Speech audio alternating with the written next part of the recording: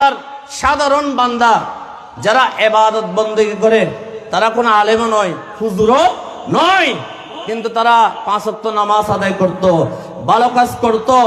ওই এরকম ঘটনাও দেখা গেছে, এইরকম প্রমাণও পাওয়া গেছে। ওই আবেদ বান্দা, আল্লাহর সাধারণ ব্যক্তি যে পাঁচ ওয়াক্ত নামাজ পড়ে ভালো কাজ করে সে দুনিয়া থেকে মারা গেছে, ওই রকম বান্দারও 5 মাস 6 মাসের পরে তার কবর অক্ষত রয়ে গেছে। জোরে বলুন না সুবহানাল্লাহ। শুধু যে আলেম হলে যে আল্লাহর ওলি হয় তাই নয়, হুজুর হলে যে আল্লাহর ওলি হবে তাই নয়। আল্লাহর অনেক নেককার বান্দা, সাধারণ জ্ঞানী, বাংলা শিক্ষিত, তারাও আল্লাহর ওলি হতে পারে, ঠিক কিনা? আপনারা যারা সাধারণ মানুষ রয়েছেন এখান থেকে আল্লাহর ওলি হতে পারে, আল্লাহর মকবুল বান্দা হতে পারে, আল্লাহর মুমিন বান্দা হতে পারে। শর্ত হচ্ছে তারা 5 ওয়াক্ত নামাজ আদায় করলে, ভালো কাজ করলে।